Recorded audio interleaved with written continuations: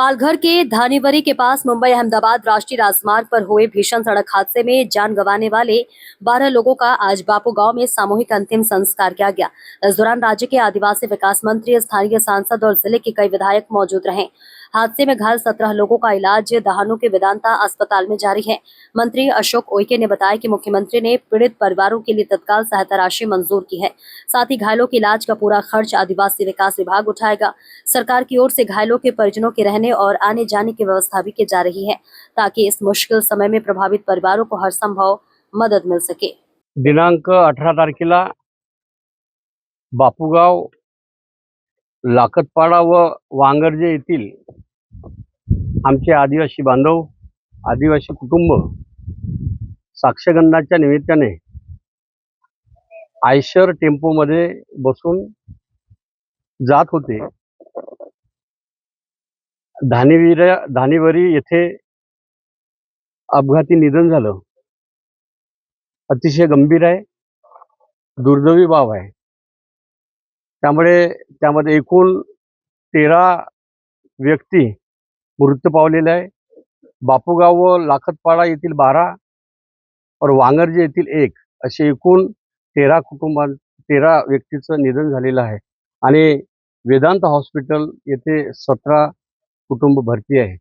कालच मुख्यमंत्री मोदींनी या कुटुंबाप्रती सहानुभूती, प्रेम आणि विश्वास दर्शवून भावना जाहीर केलेल्या आहे। कल्पना आहे तुम्हाला, तुमच्या माध्यमातून जाहीर सुरू झालेली आहे। लवकरात लवकर ती मदत मिळेल।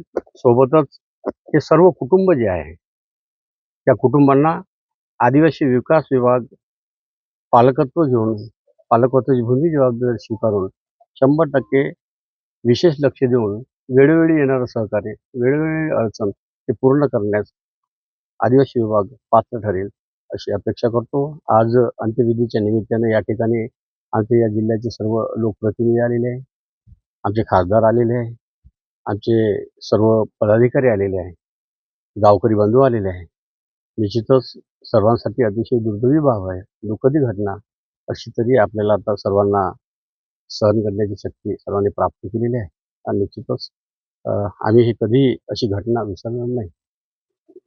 तर शासनाकडून 5 लाख रुपयांची मदत जाहीर करण्यात आली। मात्र स्थानिक आमदार विनोद निकोले त्यांनी सांगितलं की अनेक जण हे कुटुंब प्रमुख आहेत, त्याच्यामुळे ही मदत जी आहे ती वाढवावी अशी मागणी त्यांनी केली। याबाबत काय?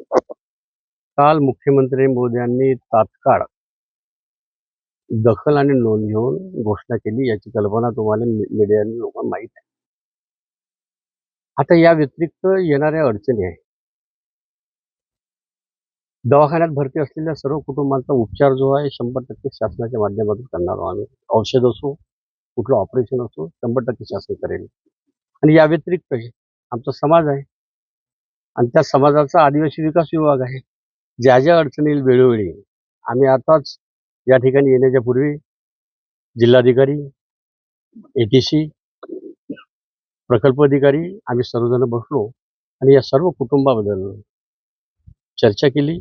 कुटुंबाचा ते सर्वे करेल, काय काय अडचणी असेल त्या अडचणी दूर करण्यासाठी आम्ही पात्र ठरू। परंतु वाऱ्यावर कोणाला सोडल्या जाणार नाही, कारण आमचे बांधव आहे, आदिवासी बांधव आहे आमचे, एवढं सांगतो।